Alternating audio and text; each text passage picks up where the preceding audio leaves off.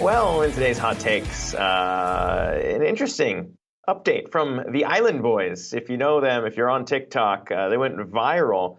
A duo of identical twin rappers posting on their Instagram story here about a crypto project, Cryptpedia, and linking to one of those fundraisers for it out there. And Akiko brought to mind a couple of the issues that we saw in the last big bull market cycle when other celebrities, or influencers, maybe I should say, came out and advocated for a couple different crypto projects, including the likes of Floyd Mayweather, who got fined $300,000 and had to pay $300,000 in disgorgement attached to hyping a crypto project without mention that he was paid to do so. The SEC brought that against him and DJ Khaled as well, and took down the company behind that with charges of fraud. And it raises questions about it this time around, too. I, reached out to the Island Boys. We don't know if they were paid. I'm going to assume they were because it's a very small project. Reached out to the project as well.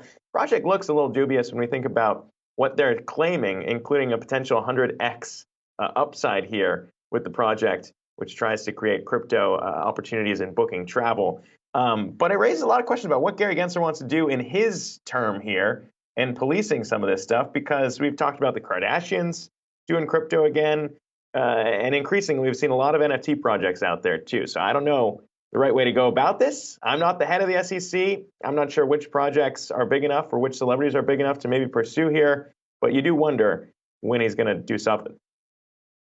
I appreciate you doing due diligence, Zach, on the Island Boys.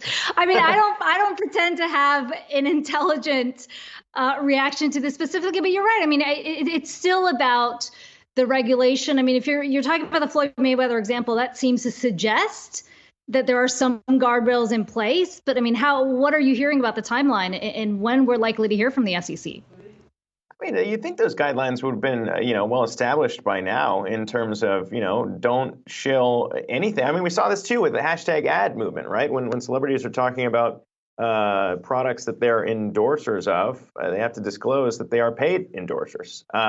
It happened with Kim Kardashian too, when she was talking about certain things on Instagram. So, I mean, those rules are out there. The reason why I do the due diligence here, Akiko, is because I am an island boy myself. We are all island boys at the end of the day. If you're a big fan of these rappers, and you want to look out for them. Maybe they don't know these rules. Maybe a lot of people don't know these rules, but generally good conditions to live by, that you shouldn't be shilling things that you haven't also done your due diligence on. At least in the long run, I would think that would be the appropriate way to build a fan base. That would be my hot take here, Akiko, as we all try and, I guess, figure out what's real and what's not in the crypto world. And I'm just going to agree with you, Zach, on your hot take on this one.